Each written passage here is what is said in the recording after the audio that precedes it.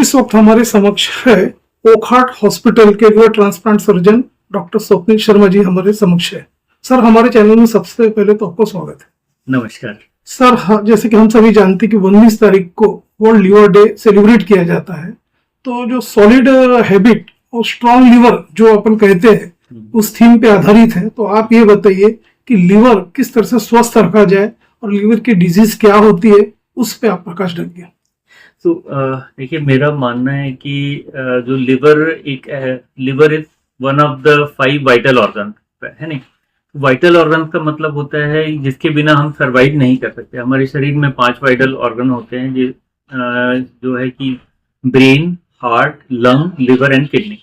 तो लिवर एक ऐसा वाइटल ऑर्गन है जो सबसे ज्यादा नेग्लेक्ट होता है।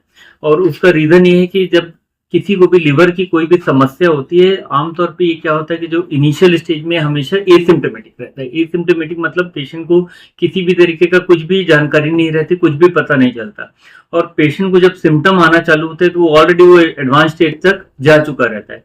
तो इस कारण क्या रहता है कि लोग लिवर को काफी हद तक इग्नोर करते हैं। मेरा मानना है कि जो भी व्यक्ति जो 40 साल से ऊपर का है उसको अपने लिवर का टाइम पे चेकअप करते रहना चाहिए। जैसे कि हम अपने हार्ट का ध्यान रखते हैं, लंग का ध्यान रखते हैं, बाकी वाइटल ऑर्गन्स का ध्यान रखते हैं, वैसे ही लिवर का ध्यान रखना भी बहुत जरूरी है। तो हर जो भी व्यक्ति जो 40 साल से ऊपर का है उसको ईयरली अपना लिवर फंक्शन टेस्ट करना चाहिए। उनको लिवर सोनोग्राफी एब्डोमेन करना चाहिए अपने लिवर की कंडीशन जानने के लिए। लिवर में जैसे आजकल आप सुनते होंगे कि फैटी लिवर, तो फैटी लिवर एक कॉमन प्रॉब्लम है। आमतौर पे लोग इसको नेग्लेक्ट करते हैं, इग्नोर करते हैं कि हाँ फैटी लिवर तो कॉमन प्रॉब्लम है, सबको होते रहता है, उसके लिए कुछ करना है नहीं।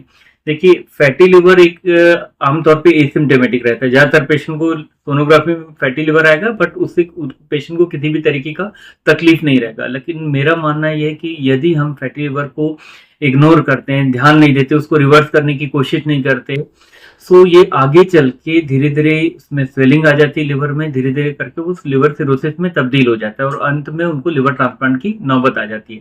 तो मेरा मानना है कि जो फैटी लिवर है, जिनको भी फैटी लिवर है, उनको अपने डाइट का ध्यान रखना है, उनको रेगुलर एक्टिविटी करनी है, एक्सरसाइज करना है, ताकि वो फैटी लिवर रिवर्स हो जाए और आगे चल के उनको ट्रांसप्लांट की नौबत ना आए। सर, काफी युवाओं में देखते हैं कि जैसे सेडेंटरी लाइफ स्टाइल रहती है, जंक फूड इंटेक करते हैं, लैक ऑफ एक्सरसाइजेस है, और सेकंड थिंग ये जो अभी धूम्रपान हो गया, शराब का सेवन हो गया, तो ये जो हैबिट्स है ये कितनी मतलब कारगर रहती फैटी लिवर के लिए या लिवर डिजीज के लिए कारणीभूत होती है, उस बारे में आप बताइए। आपने एकदम बहुत ही सही क्वेश्चन पूछा। ये जो सेडेंटरी लाइफस्टाइल है, जंक फूड है एंड तीसरा अल्कोहल, ये जो 3 चीज है ये सबसे ज्यादा डिस्ट्रक्टिव है, डैमेजिंग है अपने लिवर के लिए। आप यदि ज्यादा मतलब सेडेंटरी लाइफस्टाइल जी रहे हैं, आप वॉक नहीं कर रहे हैं, एक्टिविटी नहीं कर रहे हैं, और ऊपर से आप ज्यादा कार्बोहाइड्रेट खा रहे हैं खाने में एंड ज्यादा ऑयली फूड खा रहे हैं, एल्कोहल कंजम्पशन आपका ज्यादा है, इस कंडीशन में धीरे धीरे धीरे करके लिवर में फैट डिपोजिशन चालू हो जाता है। और एक टाइम आता है जब बहुत ज्यादा फैट डिपॉजिट हो गया है लिवर में और आप उसको कंट्रोल नहीं कर रहे तो उसमें स्वेलिंग आना चालू हो जाती है और धीरे से वो लिवर सिरोसिस में तब्दील हो जाता है। लिवर में फैट किसी भी रीजन से डिपॉजिट हो, चाहे अल्कोहल की वजह से है, चाहे आपके खाने में हाई कार्बोहाइड्रेट आप खाना खा रहे हैं, हाई फैटी डाइट आप खा रहे हैं, किसी भी रीजन से हो, अंत में उसका जो फाइनल ये है, क्या बोलना चाहिए, फाइनली वो लिवर सिरोसिस में तब्दील हो ही जाता है और आगे चल के उसको लिवर ट्रांसप्लांट की जरूरत पड़ती है। तो ये जो चीजें हैं इसको कंट्रोल करना बहुत जरूरी है। यदि आप अल्कोहल ले रहे हैं तो आप उसको ध्यान रखिए। ऐसे देखा जाए तो कोई भी सेफ लिमिट ऑफ अल्कोहल नाम की कोई चीज नहीं होती। अल्कोहल हमेशा लिवर के लिए डैमेजिंग होता है। कोई भी व्यक्ति जो है अल्कोहल ले रहा है, जो ड्रिंक कर रहा है, उसको ड्रिंक करना बंद करना चाहिए यदि वो अपने लिवर को हेल्दी रखना चाहते हैं। जब यही लिवर की बीमारी एडवांस स्टेज में जब आ जाती है तो जब कब पर्याय नहीं रहता, तो जैसे ट्रांसप्लांट बोलते हैं, तो उस समय जब कैडेवर आता है, रिसिपिएंट आता है, डोनर्स आते हैं सामने, तो किस तरह से वो सूटेबल होता है, किस तरह से ट्रांसप्लांट की प्रोसेस होती है, तो थोड़ा उस बारे में बताइए। सो देखिए, लिवर ट्रांसप्लांट 2 तरीके से हो सकते हैं। एक तो cadaveric donor liver transplant and दूसरा live donor liver transplant. Cadaveric donor liver transplant में क्या होता है कि जो ब्रेन डेड पेशेंट रहते हैं, जिनके मस्तिष्क में चोट आ गई है या ब्रेन हेमोरेज हो गया और मस्तिष्क की डेथ हो गई, जिसको अपन बोलते हैं ब्रेन डेड पेशेंट, तो ऐसे जो पेशेंट रहते हैं उनको वो कुछ समय देते हैं, उस दौरान उनकी धड़कन चलते रहती है, रिलेटिव से बात करके उनका जो जो ऑर्गन यूज किया जा सकता है वो लिया जाता है। तो जो ब्रेन डेड पेशेंट रहते हैं उनका, जैसा कि मैंने अभी आपको बताया कि धड़कन उस समय चलते रहती है, वो जो कुछ समय ही रहता है, उस समय रिलेटिव्स को बताया जाता है, जो हमारे इंटेंसिविस्ट रहते हैं, हमारे कोऑर्डिनेटर रहते हैं, वो रिलेटिव से जाके बात करते हैं, उनको एक्सप्लेन करते हैं कि भाई ये ब्रेन डेथ इसकी हो चुकी है, हमने टेस्ट करके ये चीजें कंफर्म कर लिया है, ये अभी वापस नहीं आने वाला है। भाई ब्रेन डेड हो गया इसका मतलब वापस होश में नहीं आएगा। कुछ समय के लिए जो 1 से 2 दिन, 2 से 3 दिन तक वो जो दवाइयों, वेंटिलेटर और ये सब से उनकी जो धड़कन चल रही है, वही एक दौरान होता है, वही एक समय होता है जिस समय उनका जो भी सुटेबल ऑर्गन जिस पेशेंट को जिनको जरूरत है, जो कैडेवरिक ट्रांसप्लांट की लिस्ट में है, उनको निकाल के दिया जा सकता है। तो इस तरीके से ये जो कैडेवरिक डोनर लिवर ट्रांसप्लांट होता है। दूसरा होता है एक लाइव डोनर लिवर ट्रांसप्लांट। उसमें क्या होता है कि जो भी फैमिली मेंबर जिनका ब्लड ग्रुप उनसे मैच होता है, प्रिफरेबली, क्योंकि आजकल हम इनकम्पेटेबल ट्रांसप्लांट भी करते हैं, जिसका मतलब होता है blood group non matching transplant. So जो जिनका ब्लड ग्रुप मैच होता है, जिनका लिवर क्वालिटी अच्छी रहती है, वो लिवर का एक हिस्सा डोनेट कर सकते हैं। आमतौर पे देखिए शरीर में लिवर एक ही होता है, जैसे किडनी 2 होता है, तो लिवर एडल्ट लिवर ट्रांसप्लांट में जो लिवर का जो बड़ा हिस्सा है राइट लोग वो डोनेट करते हैं। लिवर में एक खास बात होती है रीजनरेशन कैपेसिटी, सो जो कि बाकी ऑर्गन में नहीं होती। तो इन कैडेवरिक डोनर, इन लाइव डोनर लिवर ट्रांसप्लांटेशन, जो लिवर का बड़ा हिस्सा डोनर डोनेट कर रहा है, लेकिन जो बचा हुआ हिस्सा रहेगा वो रीजनरेट करता है, और रीजनरेट करके तकरीबन सेम साइज का हो जाता है, और ये बहुत तेजी से होता है। ये 4 से 6 हफ्ते के अंदर होता है। 4 से 6 हफ्ते के अंदर लिवर का साइज लगभग सेम साइज का हो जाता है जैसे कि डोनेट करने के पहले था। शहर और विदर्भ और इंटरस्टेट के दर्शक, डॉक्टर स्वप्निल शर्मा, जो कि आप ओखट हॉस्पिटल में लिवर ट्रांसप्लांट सर्जन हो, हमारे दर्शक आपको लाइव देख रहे हैं, मॉनिटर पे आपका नंबर भी फ्लैश हो रहा है। तो सर आप ये भी बताइए कि यदि पेशेंट लिवर ट्रांसप्लांट के लिए आता है या लिवर डिजीज रिलेटेड कोई भी इसके लिए आता है, तो अपने हॉस्पिटल में किस टाइप का state of the art treatment अपने यहाँ अवेलेबल है, उस बारे में बताइए।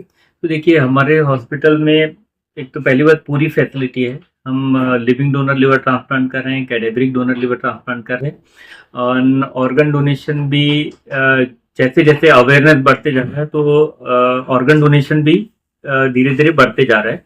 तो आमतौर पे क्या होता है कि हम ऐसे पेशेंट जो थोड़ा स्टेबल है, रिलेटिवली स्टेबल है, उनको cadaveric donor liver transplant advice करते हैं, और ऐसे पेशेंट जिनकी कंडीशन थोड़ी बिगड़ रही है, जो हमको लग रहा है कि ब्लड टेस्ट वाइज और या जिनको बार बार कॉम्प्लिकेशन हो रहा है, उनको हम living donor liver transplant advice करते हैं। हमारे हॉस्पिटल में पूरी तरीके की फैसिलिटी है लिवर ट्रांसप्लांट पेशेंट के लिए। लिवर ट्रांसप्लांट पेशेंट लोगों के लिए एक स्पेशल आईसीयू है, जो लिवर आईसीयू है, वहाँ पे हम लिवर ट्रांसप्लांट पेशेंट ही रखते हैं, बाकी दूसरे पेशेंट वहाँ पे नहीं रखते। हमारे हॉस्पिटल के अंदर, हमारे आईसीयू के अंदर पूरी फैसिलिटी अवेलेबल है, लाइक डायलिसिस, प्लाज्मा एक्सचेंज, जो भी जरूरत पड़ती है एक लिवर ट्रांसप्लांट पेशेंट को, वो पूरी सुविधाएं हमारे हॉस्पिटल में उपलब्ध है। हमारे पास डेडिकेटेड एनेस्थेटिस्ट है लिवर ट्रांसप्लांट केयर के लिए, डेडिकेटेड इंटेंसिविस्ट है फॉर लिवर ट्रांसप्लांट केयर के लिए। हमारी जो नर्सेस है, हमारे जो स्टाफ है, चाहे वो ओटी के हो, चाहे आईसीयू के हो, चाहे वार्ड के हो, पूरी तरीके से ट्रेंड है लिवर ट्रांसप्लांट पेशेंट को मैनेज करने के लिए। जैसे कि हम सभी जानते हैं 19 अप्रैल जो है यकृत दिन, विश्व यकृत दिन के रूप में मनाया जाता है, और जैसे कि आपने उसके क्या रीजंस होते हैं अपने लिवर्स की बीमारी के आपने पूरा डिटेल्स में बताया। तो सर आप चलते चलते आप ये भी बताइए कि अपना जैसे लीवर के बारे में जो मन में कई तरह की धारणाएं होती है लीवर फंक्शंस के बारे में, तो आप ये बताइए कि लीवर को किस तरह से स्वस्थ रखा जाए ताकि लीवर डिजीज से बचा जा सके। तो देखिए मेरा एक इम्पॉर्टेंट मैसेज है कि एक तो लिवर को हमको लाइटली नहीं लेना है, ठीक है। लिवर आपका यदि ब्लड टेस्ट में लिवर फंक्शन डिरेंज है तो उसको बिल्कुल भी लाइटली नहीं लेना है। इमीडिएटली आपको आपके जो भी नियर बाय गैस्ट्रोन्टोलॉजिस्ट है, हेपेटोलॉजिस्ट है, या जो भी आपके नियर बाय लिवर एक्सपर्ट है, उनसे जाके आपको मिलना है। यदि आपके जो लिवर एंजाइम्स बढ़े हुए हैं तो आपको मेडिकेशन की ज़रूरत है। आपको यदि फैटी लिवर है तो उसको रिवर्स करने के लिए हमको अपना डाइट मॉडिफाई करना है, लाइफस्टाइल मॉडिफाई करना है। टाइम टाइम पे हमको लिवर का चेक, अपने लिवर को हमको चेक करना है। एवरी ईयर जो हमारा हेल्थ चेकअप होता है उसमें हमको लिवर फंक्शन भी इंक्लूड करना है। दूसरा ये है कि हर इंसान को, जो क्या बोलना चाहिए, सभी व्यक्ति को हेपेटाइटिस बी का टाइटर अपन को चेक करते रहना है। यदि आपको आपका हेपेटाइटिस बी का टाइटर 10 से कम आता है तो आपको हेपेटाइटिस बी का वैक्सीनेशन का ज़रूरत है, क्योंकि यदि आपका हेपेटाइटिस बी का टाइटर 10 से कम है, इसका मतलब आपको हेपेटाइटिस बी होने का रिस्क है। तो हमको अपने आप को हेपेटाइटिस बी के इन्फेक्शन से भी प्रोटेक्ट करना है, क्योंकि हेपेटाइटिस बी का इन्फेक्शन डेंजरस होता है। आगे चल के पेशेंट को लिवर कैंसर या लिवर सिरोसिस होने का खतरा रहता है। तो लिवर को लाइटली नहीं लेना है, टाइम टाइम पे हमको ब्लड टेस्ट करना है, लाइफस्टाइल का हमको ध्यान रखना है, हमको oily food, high carbohydrate food नहीं खाना है, अल्कोहल कंजम्पशन हमको जितना हो सके अवॉइड करना है, रेगुलर एक्टिविटी करना है और हर इंसान को हेपेटाइटिस बी का वैक्सीनेशन लेना है।